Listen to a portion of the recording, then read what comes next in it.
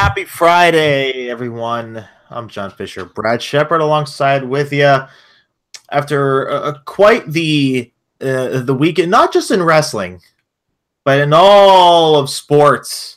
You heard me. You heard me, because once again, Tom Terrific sat on his butt. Once again, still second in Super Bowl rings for the franchise. Yeah, I said it. Everyone that isn't from Pittsburgh can suck it. No, I'm only kidding. Well, no, it's been quite the week. Brad, I'm sure you have a Super Bowl hangover still. I know when Pittsburgh lost to Green Bay, I got over it in about a day or two. So how's the recovery been? That's been fine. Can't win them all. No, you certainly can't. If we've learned anything.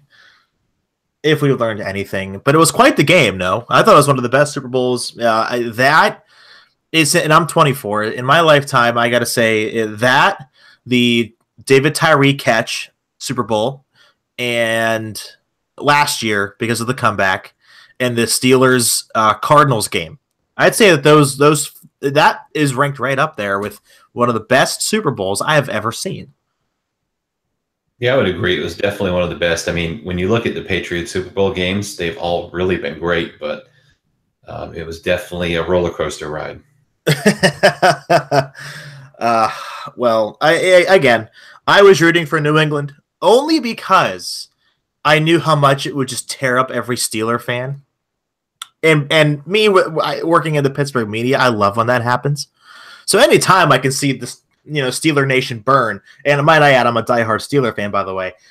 But for those of people, those that hate Tom Brady, hate Bill Belichick, hate the Patriots, I'm sorry that they're better than you. You being the Steelers, it is what it is. Hey, get good. Maybe you'll see a different result. Maybe you won't really hate the team that you lose to every year in the playoffs. However, I digress. How about that, Brad? I turned it around on myself. Yeah, I like that. I mean, I think we kind of have developed a culture in America where we get jealous, or we don't like people who win all the time. They're the Yankees. Well, we'll see how far it goes, but no one wanted the Yankees to win for 20 years because they won so much. Look at right now in hockey. I get to brag about this, thank goodness. No one wants the Penguins to win again. They've won 2 in a row. Why would any casual viewer want them to win again? Because they love the underdog, right?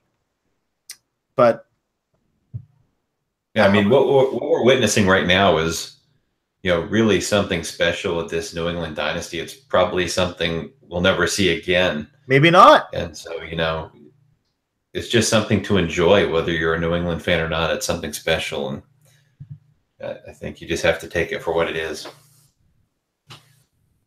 And I do agree with that. Regardless of my emotional hardcore feelings, I can concur. I really can.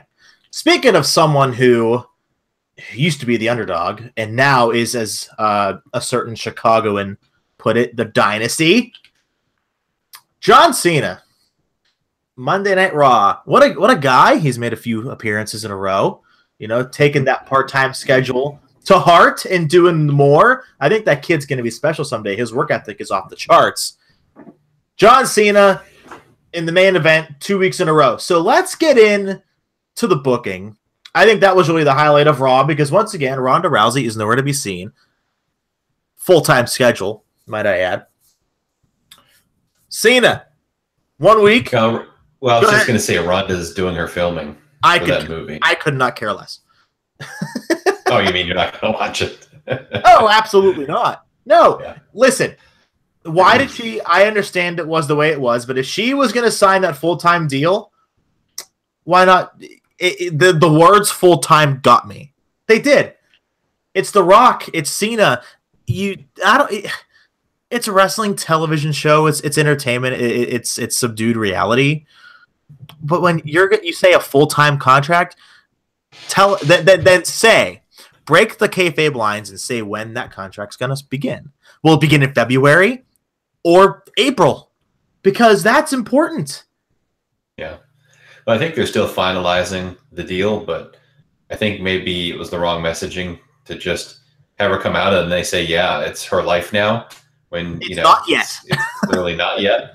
And so you're already setting up a poor expectation that they can't deliver. So maybe not the best messaging on their part. I agree with that. So, yeah, let's get to the face that runs the place. John Cena.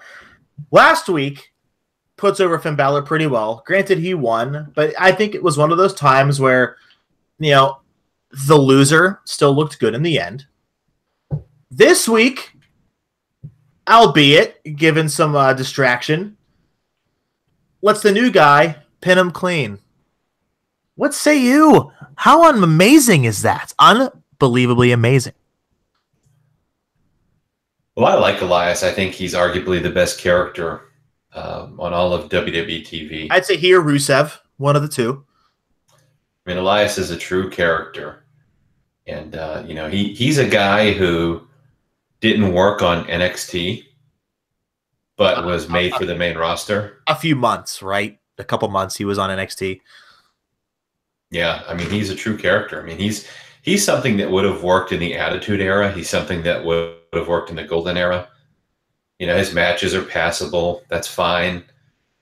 He has great charisma, and he's really entertaining, and he knows his character really well. So, yeah, I'm all in on Elias. And, I think they don't want to have, Cena lose too much still. Like, I think there's still this top tier set of guys that should beat him, and that's it.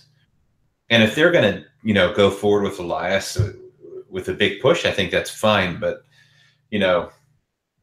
I just don't want him to go over Cena, and then it means nothing. There's no follow-up. There's no big push that goes along with it. I think that's a waste of beating Cena when you do that.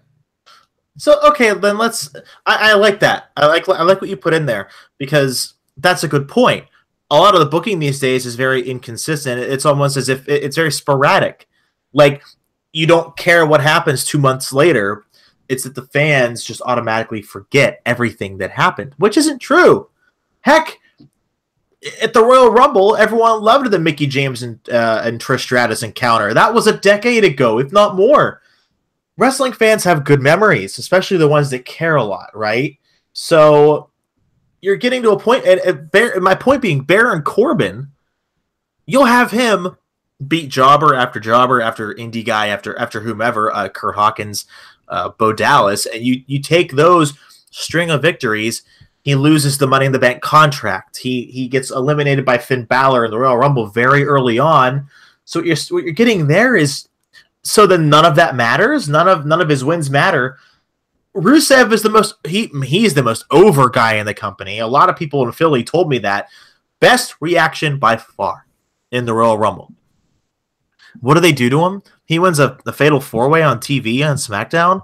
It's cool, I guess, but I don't see any. There's no forefront as to why anything's even happening, and it's frustrating. It really is. Yeah. Well, I mean, you look at this week on Raw, they have Gallows and Anderson beat the Revival. And what happened last week before that? The Revival beat Gallows and Anderson. What happened before that? Gallows and Anderson beat the Revival. So what is it? Well, I guess next week it would be the Revival once again beating Gallows and Anderson. I mean, it's like, this is such a boring by the number sort of formula by quote unquote creative. I just don't understand it. It's so boring and predictable, and it doesn't have to be. It's like the Roman Reigns and Bray Wyatt match. So they have an Elimination Chamber qualifying match, and I'm supposed to believe that Bray Wyatt actually has a chance to win. He didn't. But everybody already knows that Roman Reigns is going to win the Elimination Chamber to begin with. So it's just, they don't do a good job of keeping things unpredictable. And sometimes predictable is good, but in this case, it's not. I will say one thing. Bray and Roman really did they did a good job of making me believe that Bray would have a chance of winning. Because I was using your line of thinking, of course, because it's the most logical, and because we know it's inevitable. But at least they did a good job of suspending my disbelief for a little while. It was a decent match. I thought they did really well. Yeah, it was a fine match. I mean, it's boring because there's no build to the match. You know, it's just two guys fighting to get a spot in the chamber, and it was predictable, so it didn't really mean a lot to me. No, but that's why I liked the match at the end. That's why I liked the triple threat match. Because did you see that coming? I sure as hell didn't. Because Cena can take a pin against Braun, no problem. Who cares, right?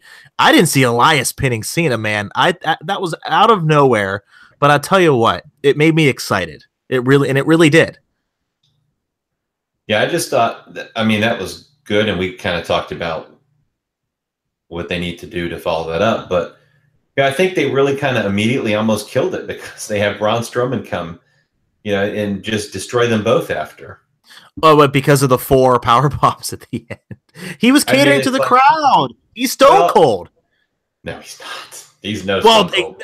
That's the act that he's playing. Okay, well, you have Elias go over Cena. It's this big win, right? And then he just looks like a total jabroni getting squashed by Brock Strowman. Brock Strowman. That's kind of what he is. Hey, that's what everybody wants. Brock Reigns, the combination of all three. Vince would have a heart attack. But you know what I mean? It's like, what was the point of Elias going over if he just looks like a geek when he, gets squashed by Braun Strowman? He looks like a goof. Like it meant nothing. Like, I just thought it's really puzzling. Like, why not have Elias pick up the win? He brags and walks off. Yeah. And then it's Braun Strowman attacking John Cena. And everyone loves that. He can afford to take that. But not the guy who just put over Cena. It's supposed to be a big win. He loses his heat. Yeah, that was just like really stupid. So what's going to happen in Elimination Chamber when you have Elias and Finn Balor, who is going to win the Fatal 4-Way second chance match next week? What are Balor and Elias going to do when they're in the ring in the chamber with Strowman, Cena, Reigns, and who else? Who's the fourth? I think Balor may piss his pants. Oh, jeez. You're just jealous that you're just jealous he put Corbin out of his misery. Yeah, and his ball popped out on Raw like a week ago or something. Did it? Shut up. Did it really? Yeah, it did. It definitely did. That's gross. Yeah. So who do we got in the chamber? I have to look it up real quick. So while you're looking it up, I'll talk about the rest of the show here. The Miz. We got the Miz, man. Yeah. Braun, Elias, Cena, Roman, the Miz, and Elias. Miz won a big thriller against Apollo Crews. To be honest, it was probably Apollo's best match. So, but so yet Alexa Bliss, dun dun dun, accused Kurt Angle of sexism. I kind of laughed. I thought it was kind of funny. She has to defend her title in Elimination Chamber, and Brock doesn't. She had a point. Yeah, she had a point until Kurt says, "Well, you haven't defended your championship since October of last year." And then Kurt had a good point. Killed her heat. I don't know. It's just, I don't know who's writing this stuff. So that brings me to another thing before we get to SmackDown. That are we supposed to think that Wyatt and Hardy don't like each other because they feuded for 2 months that led to nothing, and then at the Rumble they were together, and then on Raw they hated each other again. So which is it? Are they best buds? Are they just like brothers having a fight? Are they a couple having like a spat, and Bray's now sleeping on the couch and Hardy took the bedroom? Matt Hardy threatened to kick him out because Jeff's going to come back and he doesn't want to be seen cheating. I don't understand. No, that makes two of us. I mean, I guess it's, It might be. Go ahead. They just do the laugh, and I guess we're all supposed to laugh, and I think it's the dumbest. It is the dumbest rivalry I have ever seen. That had they're certainly not putting a lot of thought into it. That's so much potential. Well, I mean, I still think they're probably going the direction of, Matt being woken, but he loses and then he becomes broken. Great. But I mean, I don't know why that matters, because they're still not letting him do anything that he wants to do that he's done previously with the character. So I think it's just going to be, subpar, and that should be the expectation going forward. I just, they certainly know how to kill momentum. That's for sure. Speaking of subpar SmackDown Live, now once again, I have not gotten a chance to get around to it because I don't think it's worth watching right now. Is this week going to change my mind? Did we see anything great? Well, I don't know, but Road Dogg was liking all the tweets on Twitter that put his booking over. So he would probably tell you it was pretty good. So in summation, what happened? I know we had a backstage with Shinsuke and AJ, and Nakamura was being cute and funny, and then yes, he will take WWE title. I think he's cool, but he makes these like constipated faces and kind of moves his head around and anyway, so he's going to win the championship apparently.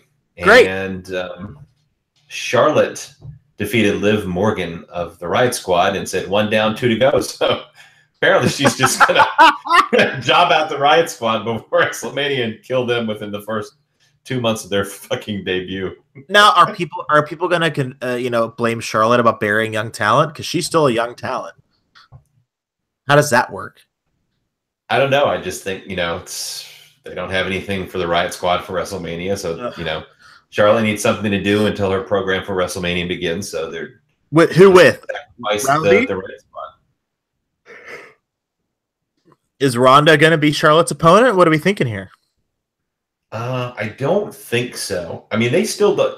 It's amazing because there's still a couple things up in the air for sure about WrestleMania. Mm-hmm. I think it's more likely to be Asuka, but we'll really have to see. I mean, it is up in the air. It has not been decided for sure yet. Interesting. It's February 8th. They have 2 months. Yeah, I think a lot of the uncertainty has frankly centered around Ronda Rousey as far as, if she was signing and when they could get her to start. And there's just a lot of factors. So we'll see what happens. But yeah, they're going to be booking Charlotte Strong into Mania. And they continue the Usos and Bludgeon Brothers tease. Yeah, I saw that. Okay. Tell me more. Is it good? Well, I mean, they're not really doing anything other than kind of bumping into each other as they leave and enter the ring. And, I don't know what they're going to do with the Bludgeon Brothers. It's just, they've pushed them so hard and so fast. And they're going to be giving them a title shot here, obviously, so quickly that there's no real build to anything. And it's like, where do you go after that? Especially if you don't win. So I guess we'll see what happens. But I do want to talk about, and this will be no surprise to you, Daniel Bryan announces the first ever SmackDown Live Top 10 list. Yeah. Is this a shoot? Are they actually doing this backstage or what's going on? No, this is total kayfabe. Okay. And so I'm going to give you the top 10 list, and then I want your feedback on the list itself. And this is for what? Like all talents? Is it everyone on the roster, men and women? Okay. And it's based on, as we talked about before, those items like locker room leadership. And basically these things that make it like a popularity contest, and it has nothing to do with winning matches. Like Big Brother, it's popularity contest, and the activities mean nothing. So number 10, Ty Dillinger. Of course he is. Yeah. And number 9, Randy Orton. He's number 9. He's number 9. Hey, that locker room leadership must be coming in handy. Yeah, maybe he's back to like crapping in bags of the women wrestlers or something. I don't know. And Kevin Nash, probably. Number 8, Becky Lynch. Okay, that's where she could be. All right. The Usos, the SmackDown Live Tag Team Champions, are number 7. The one Uso's a drunk. He just got a DUI. Why is he even there? Well, apparently he's sober while he wrestles. I don't know. I rest my case. He couldn't play in the XFL, but he's welcome to wrestle in the WWE. I don't think the lock it down slogan works anymore. New Day's number 6. Popularity contest, they're number 3 for me. But keep going. Bobby Roode is number 5. He's the U.S. champion. Naomi's number 4. Well, no, that's stupid. Keep going. Shinsuke Nakamura is number 3. He's the number 1 contender. Number 2 is Charlotte. Charlotte, and number 1's AJ Styles. Yeah, AJ Styles. Now, how do you have the champions in this top 10? The whole point of this top 10 list in kayfabe is that you get opportunities based on your ranking.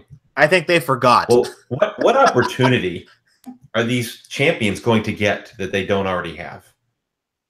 I mean, it just doesn't make any sense. What opportunity is AJ Styles going to get? Guaranteed money? More guaranteed money and less days or more days off.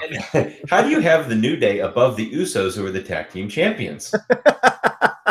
How do you have Ty Dillinger at number 10? When's the last time this guy even won a match? So this list is, as I said last week, the dumbest fucking idea ever. Where's Rusev? He's the most over guy on the roster. And he's missing. He's not even on the list. Didn't Corbin just squash Dillinger this past week? He sure did. And he's not on the list. Yeah. Now, maybe they're using this as, you look at the list and it's just baby faces. So the heels are going to say, ooh, there's no Kevin Owens and Sami Zayn on this list. Where's Ziggler? In the title pick. Yeah, there's no Dolph Ziggler, who's been gone for a long time, but I think 7 weeks, but he's now back. But there's no Dolph Ziggler. Apparently he's not well-liked backstage. Oh, yeah? Because he spoke his mind? What's that about? Yeah, wrong thing to do. But did you see his tweet? I did. What is that? What do you think that means? I don't know. Very cryptic. He has a lot of money coming his way. Anyway, the list is dumb. I agree with you 100%. Okay, yeah. Thank you. I'm glad you agree. I do. Bobby Roode beats Rusev to retain the U.S. Championship. So Rusev was really over during this match, and it was just anticlimactic, and he just loses clean, and that was it. I mean, they got a guy who is organically getting over that really wasn't presented in that way to get over to that degree.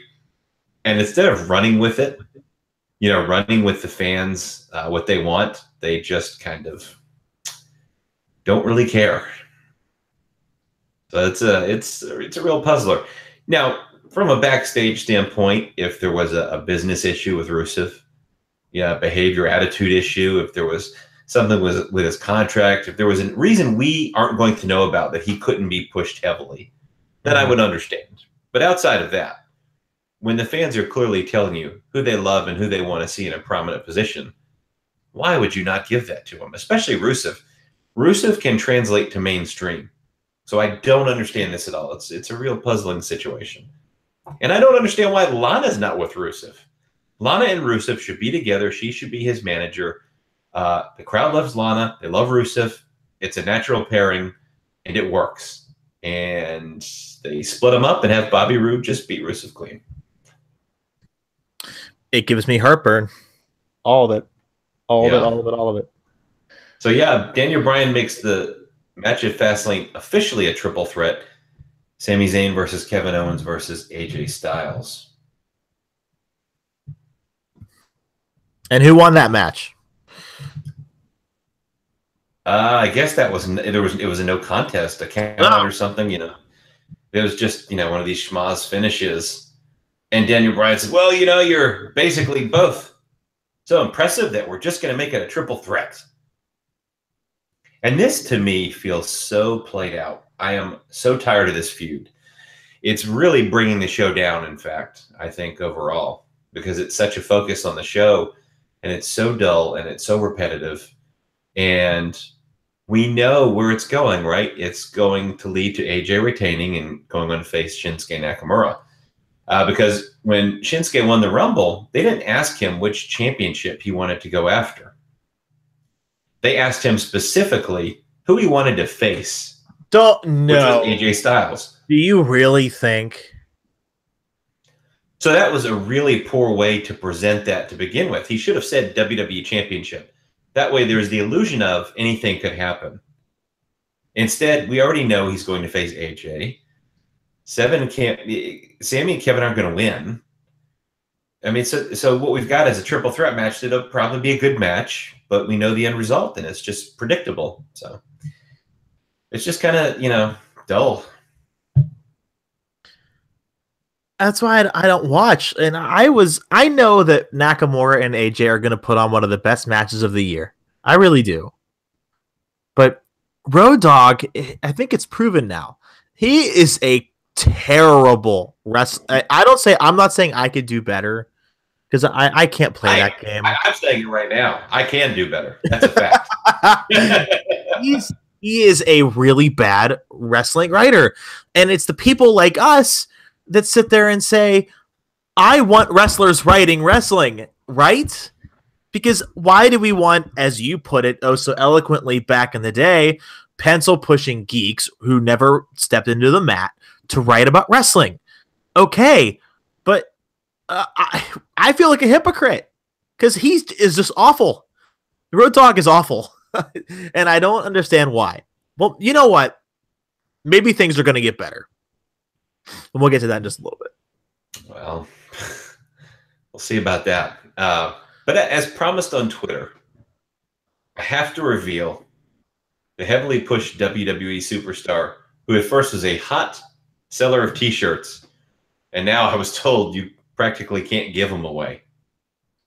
Who do you think I'm referring to?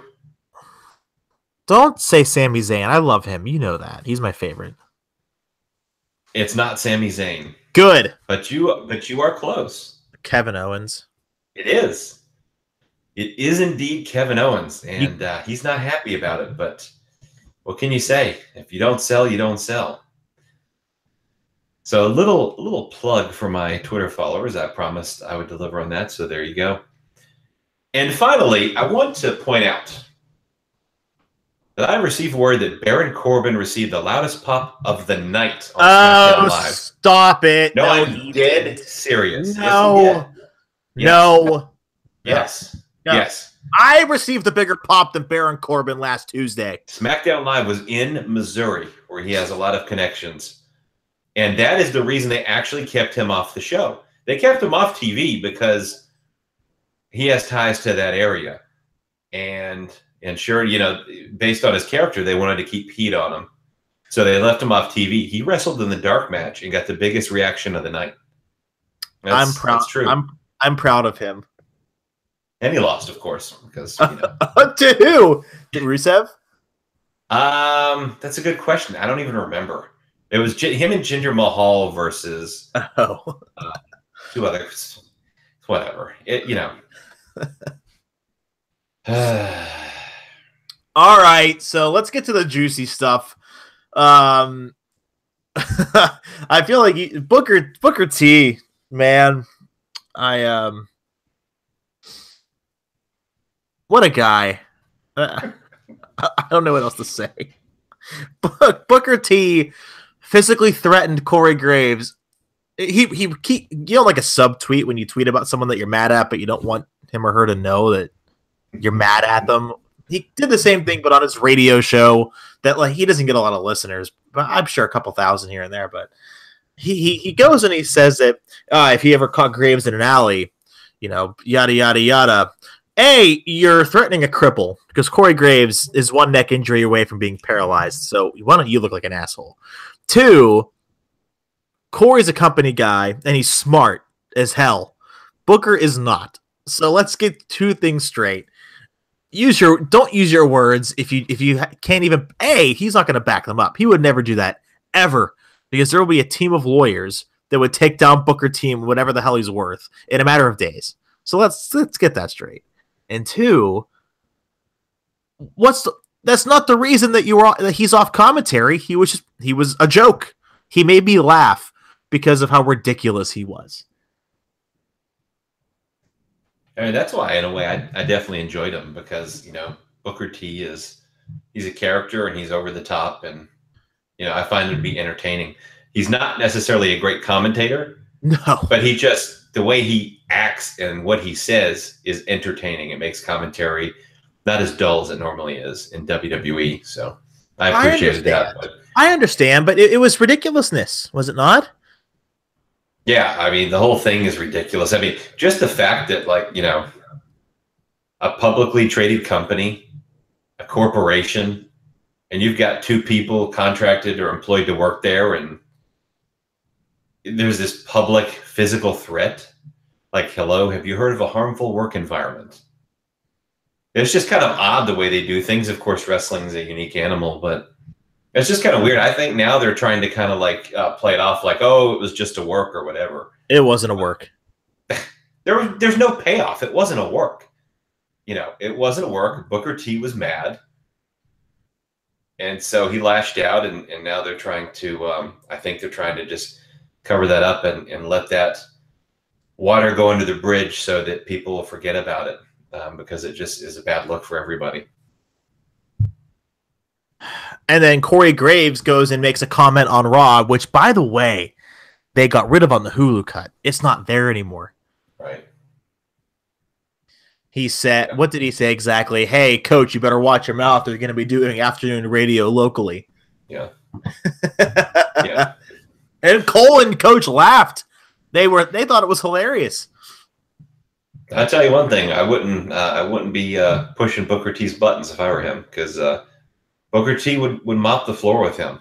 Yeah, I think he would too. So, crazy. Hey, maybe he can get Rosenberg to cry to Mark Henry or something. That's all he needs is Peter Rosenberg to say, I don't think he likes me. Or maybe he could use the gun Shelton Benjamin has. Oh.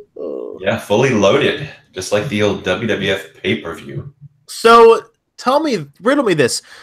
Shelton had was it a U-Haul truck or a budget truck? And just a budget rental car. Yeah, and he found a fully loaded pistol in the glove compartment.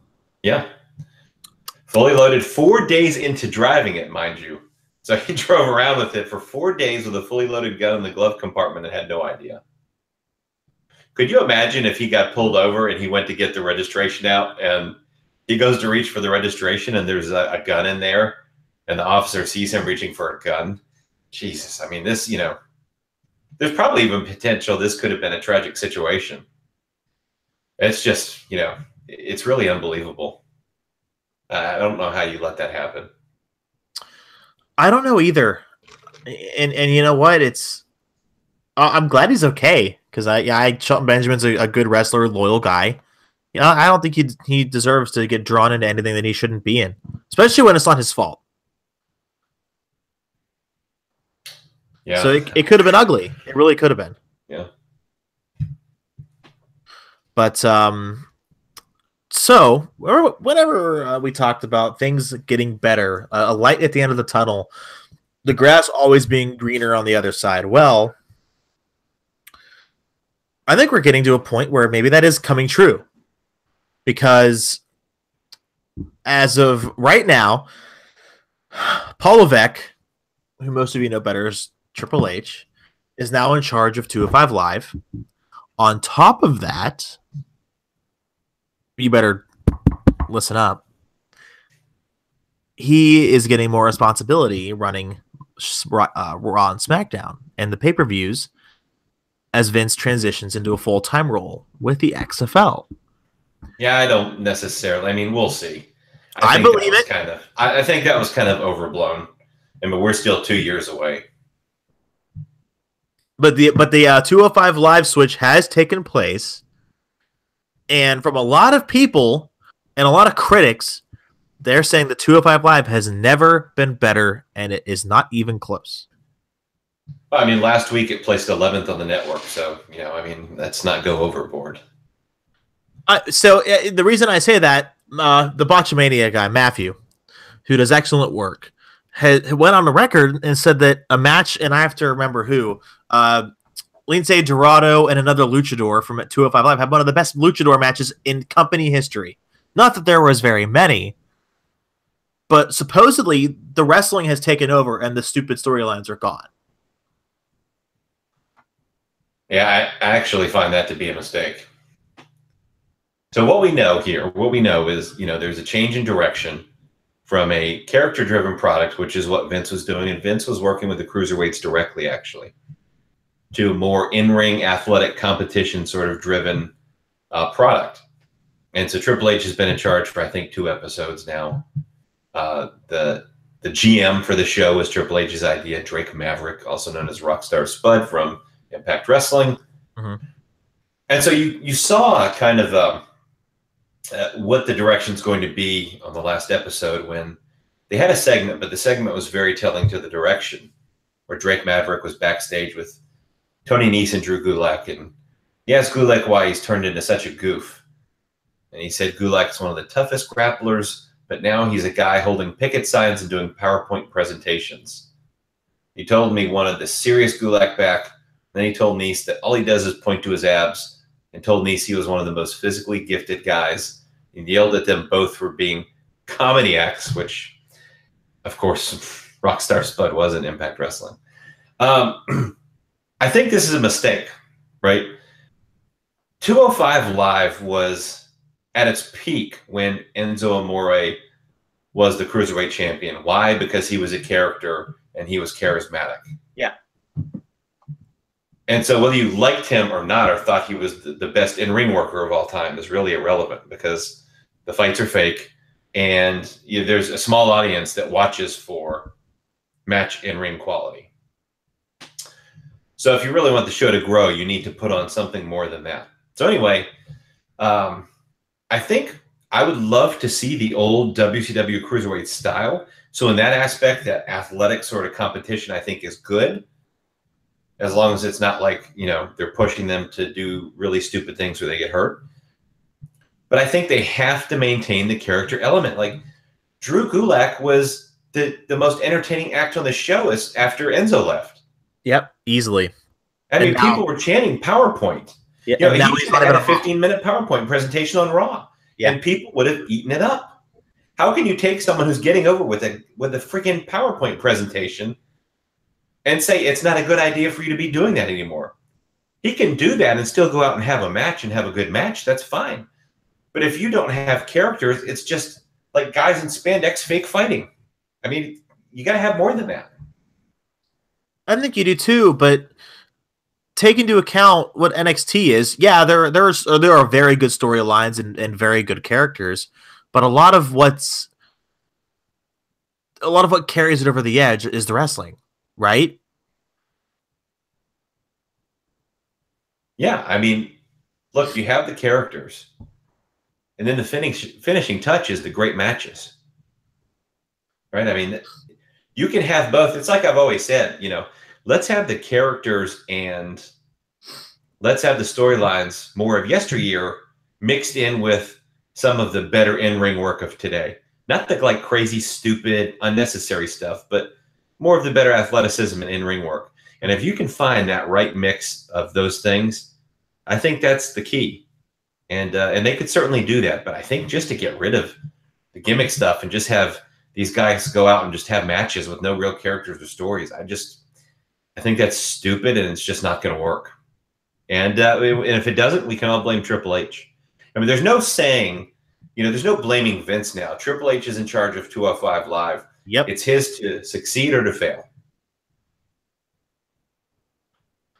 And then we will actually see if Triple H is ready to take a responsibility like Raw and SmackDown upon himself, right? Because it's going to be his gig eventually, from what we can all pretty much assume. So we'll see. I mean, certainly, yeah. I would think he'll probably be in an important executive role, even if it's sold to a company or whatever the case is. He would still be a key part, I would have to believe. You would think, So with that all being said, let's get into a little bit more of the booking then. So we have Ronda Rousey coming in, and I kind of liked what you said. Does this, as of right now, she's a special attraction. Next year, she will no longer be a special attraction because, again, she has signed a, quote, full-time contract. Do you think Triple H and Taker need to be here? Do you think, and you kind of posed a question to me in the email, but was that their directive? Was it to say, oh, well, we have these guys, we don't need Trips and Undertaker. We have Rousey. Does Rousey carry that big of a name? I don't think she does anymore. 5 years ago, hell yeah. I don't think in 2018 she does. Well, you look at the part-timers that come back for the annual WrestleMania match. I mean, you've got Triple H and Undertaker. You've got Shane McMahon. You potentially have Batista who wants a final run.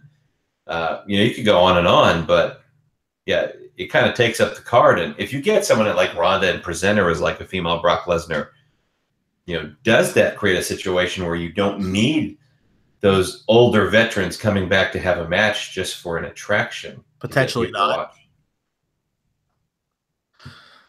Potentially not. You know what? Maybe it's good that she's not. Maybe it's a good thing that she's not. She hasn't been on Raw. It's still that organic surprise because we haven't seen her wrestle yet. Yeah, I'm very interested to see how the fans are going to take to her. I'm not sure long term it'll be as positive as WWE thinks, but we'll certainly see what happens. I think it's a great question, and shout out to F4W Supersonic for that, who sent me that question. It's a really good question, and it's something to keep an eye on. I mean, it's a wait and see as far as how they book her, but we can certainly assume it's a special attraction female Brock thing. But yeah, I think they'd be making a huge mistake to try and make her full-time, like on the road. And I don't think there's any way she's doing that. I really don't. Then they should have. That's why I think, that's why I said the messaging, I think, was so bad. Yeah. WWE's her life now. Okay. Right. And I'll see you in, East Bumfuck, Montana for the next WWE live event. Oh, no, that's right. I won't. So you don't say that. Let's hope not. I hope she doesn't, because people will get pissed if she doesn't show up. Well, just think. I mean, you look at guys like Brock or even the older guys in the Hulk Hogan era, they would appear at big shows. They were special attractions. They were something special. You didn't always get to see them. They weren't oversaturated on your TV. Yeah, there is something to be said for that. So I really think they'd be making a major mistake to treat her like a normal part of the roster, whether anybody likes it or not. Well, maybe they can bring someone back called the Big Show. Maybe when his hip replacement surgery has fully come full circle. Big Show, who's lost a considerable amount of weight in the past several years, has been getting into fitness a ton, leaning down, really shrinking, as it were, underwent successful hip replacement surgery. Much like The Undertaker, right? The Undertaker did as well. Yeah. Yeah, Big Show had the hip resurfacing surgery, basically, which is a metal implant. And then he had to have another surgery because it got infected. And so they had to clean up the infection. And so then for the next 7 weeks, he was hooked up to an IV 8 hours a day. So this has been like a long process. So as of like early January, the beginning of January, he's back in the gym. He's down to about 390. But he says he's got another 6 to 8 months before he can even return to the ring, which would be past when his deal ends. So he'll be back, but I mean, at his age, what's he going to do? I guess that's my question. Is he another guy? Well, is he another guy, another one of those part-time guys who's going to come back for big shows like WrestleMania only? I don't think he's big enough. No pun intended. I don't think anyone really cares. I don't know what they do with him. He's not a guy certainly who, at his age and with the hip surgery, that's going to be on the road full time. So I don't know what they do with him. I would rather have him retire, go into the Hoff, and walk and ride into the sunset. He deserves it. The guy was outside of Andre, the best big man of all time. And you can't dispute that. He was so integral in the Monday Night Wars, especially when he came over. I don't think he has to wrestle again. He doesn't need to. He did his time. He certainly doesn't. He doesn't need the paychecks, and that's more than I can say for the wrestlers of Impact Wrestling. Yeah, what they're Rasputin, man. They'll never die, and I kind of wish they were, so their other wrestlers can find consistent work that will pay them more on time, not just pay them at all. Pay them on time, because they really do deserve it. They're hardworking people there, but just the game that they're playing is so tiring. Just end already. Yeah, so their paychecks have been like 6 weeks late. Uh, And so basically what's happening is, the Impact will have them work a date. And so the Impact wrestlers, basically, they all work like indie dates too. And so the problem is they'll have like Impact say, okay, we need you for this date. And so they'll do that. And of course, when they do that, they can't work an indie date that night. So the problem is, they work an indie date, they get paid that night. They work an Impact date, they get paid 6 weeks later. So that's kind of, pissing some guys off. Yeah, as it should. Yeah. They have every right to be. You know what, Brett? I have a little bit of breaking news. It just came through the Twitter feed about a couple hours ago. On Thursday night, Serena Deeb, who was best known for her time with the Straight Edge Society, CM Punk's faction back in the day, has signed on as a coach working along Sarah Amato in the Performance Center. Yeah. And might I add, for you marks out there, CM Punk is mentioned in her bio, in her introductory article on the website. And it says here, quote, a former acolyte of CM Punk's Straight Edge Society, you might remember her getting her head shaved in the middle of the ring.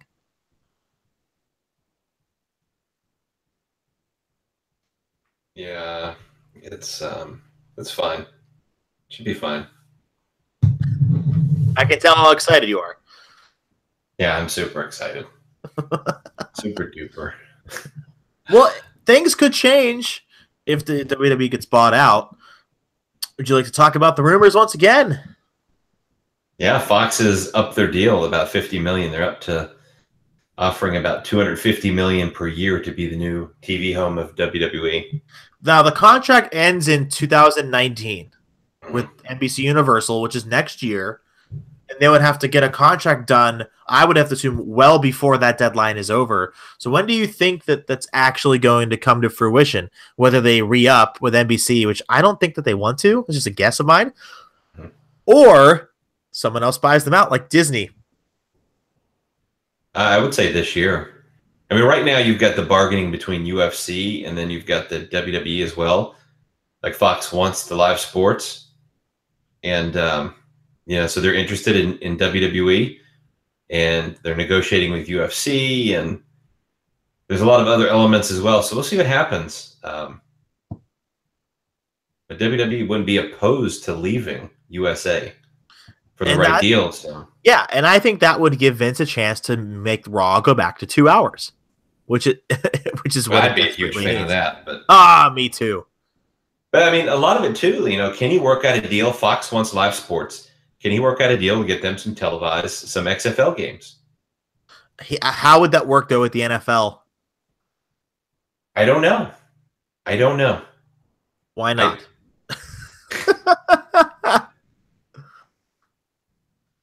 I don't know. We'll see what happens. I'm just keeping you honest. There's a lot of things at play. So this is going to be a very interesting year for the company. It could really change everything, going from one company to the other. We know for a fact that NBC likes what they like, and then Fox has a different theory on things. Disney certainly likes things done the same way. It would really.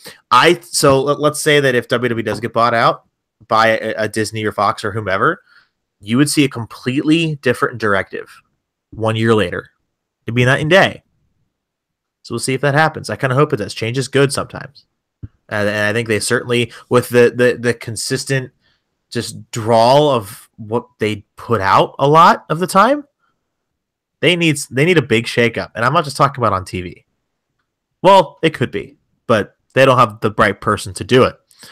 That person is in the UFC. CM Punk should, barring injury, will fight in Chicago after getting completely humiliated in his UFC debut.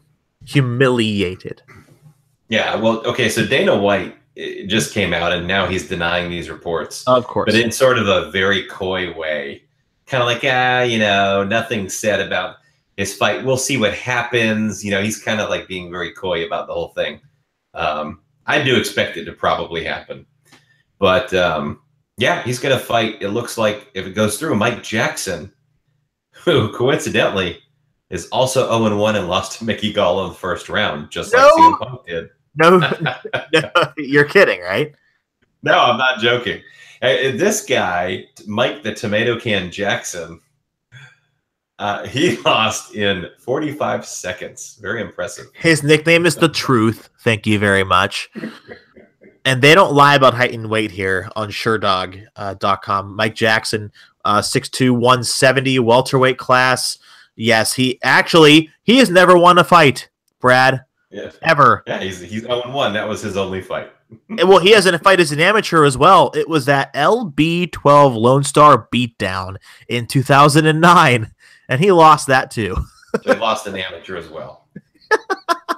He's defeated in the pros. I guess that's the opposite of undefeated. Yeah. And defeated in amateur competition as well. Sounds like this guy's got a real promising future. Hey, Mickey Gall at least has, or maybe had, a future. I'm not sure what he's doing lately. But oh my gosh, dude. Dana White's going to do this and bank off of every wrestling fan's paycheck that week in Chicago to see him maybe beat somebody who has never won a fight ever.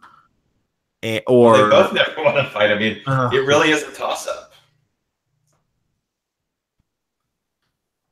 Do you think this is all for just because it's in Chicago? I would say so. I mean, if you're a promoter and you've got CM Punk, who is a draw, even though he's terrible at MMA, people are going to want to watch. He's Goldberg. Especially in Chicago, yeah. In Chicago, like, you probably see dollar signs, so. Yeah, gosh. I would do it. Book it. Yeah. Sure, why not? Why not? And maybe the winner of that can face Mickey Gall again in like a no-holds-barred elimination chamber match. I don't know. Maybe a TLC match. My money's on Punk to win that one. So, hey, maybe Punk can fight Brian Danielson, that is. Maybe he can or maybe not. I'm going to deliver the news. So deliver it. There was some speculation earlier today. We recorded this on a Thursday, February 8th, about Daniel Bryan and WrestleMania Access and a signing appearance he had, and him allegedly being pulled from that. The initial report was from PW Insider. And it began this whole wave of false speculation about him potentially wrestling at WrestleMania. Oh, well, if he's been pulled from Access, it's because he's wrestling. That was the implication from PW Insider. So I had to follow up. I had to find out. They corrected it and said, well, we just got that from a fan. Okay, did you maybe want to check into that before you reported it? Or were you just so eager to get the thing out before everybody else that you decided to do it anyway? Well, anyway, so I decided to follow up with a source of mine in WWE to find out the deal. Is he wrestling WrestleMania? No. And it's a fair question to ask, I guess, in the context of when you look at the storyline on SmackDown Live with Shane and Daniel Bryan. What's the payoff? I can't figure out a payoff other than Daniel Bryan wrestling with or against Shane McMahon. I just can't. There won't be. It just doesn't make any sense. It's like when they did the feud with Miz, when Miz and Daniel Bryan had all these great heated exchanges. With no payoff. With no payoff. Right. So essentially, the answer I got back was that they doubted it. By now, this person would have heard about it. All is quiet on Daniel Bryan as far as they can tell. In other words, highly unlikely. So that's the Daniel Bryan news. Maybe not what you wanted to hear, but that's the Daniel Bryan news.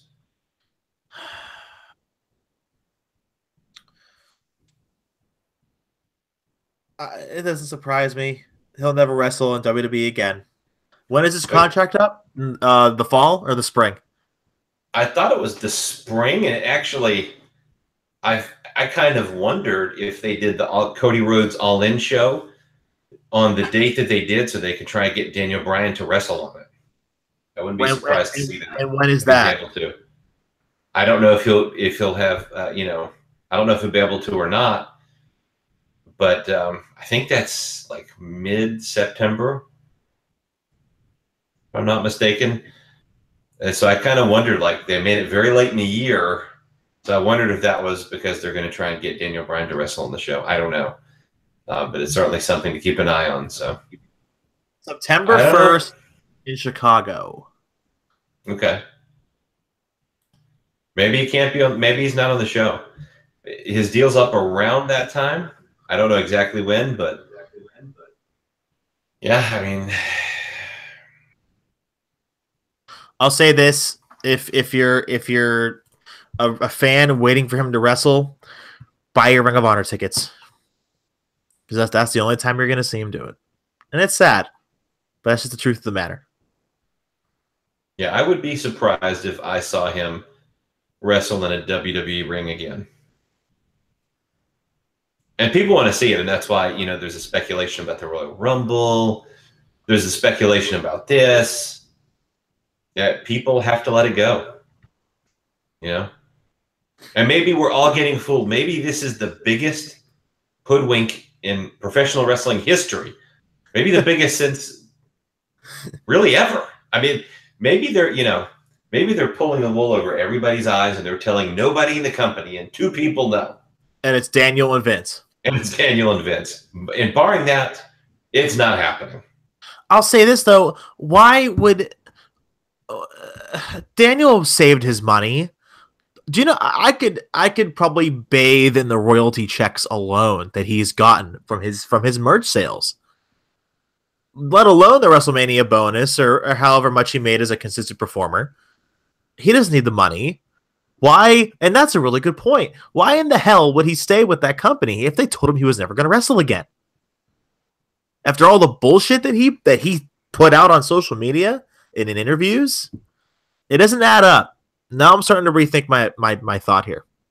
Maybe he will wrestle again.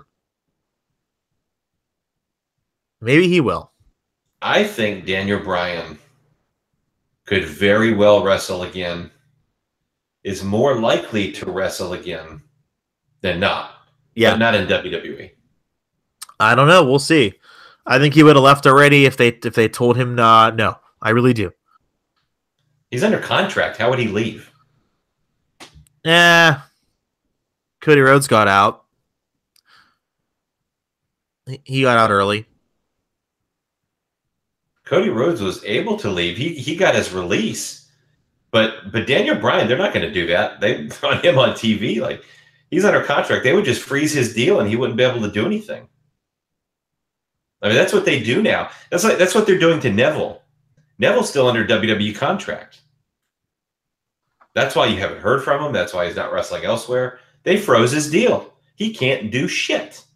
Huh. So that's what they would do to Daniel Bryan. So I don't see that. I don't see that as being the reasoning. We'll see what plays out. I mean, if he's healthy and able to do it, and it's not just for selfish reasons, then sure, it'd be nice to see him wrestle again. But,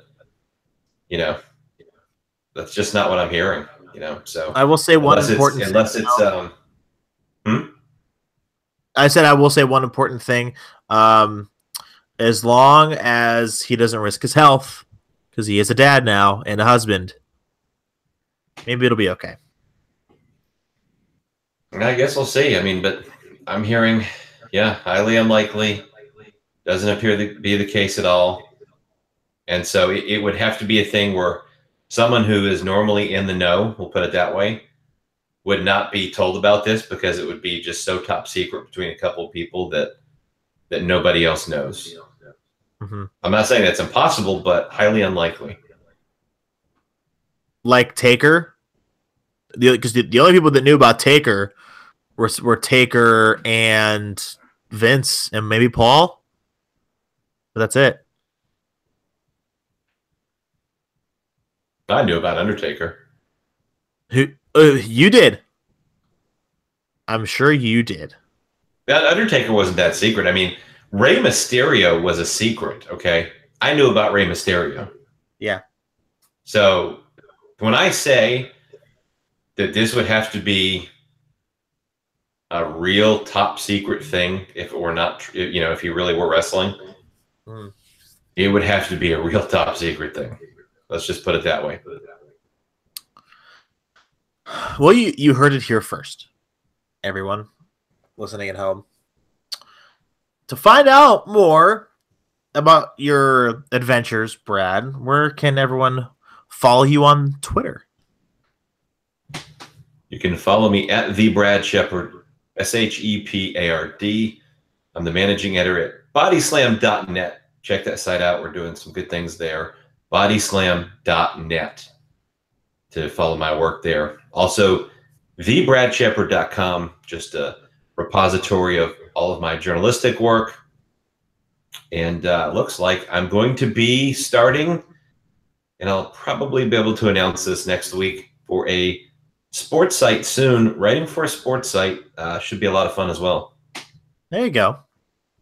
We all love that. You can follow me at John Fisher TV on Twitter, Wrestling News Hub on Facebook.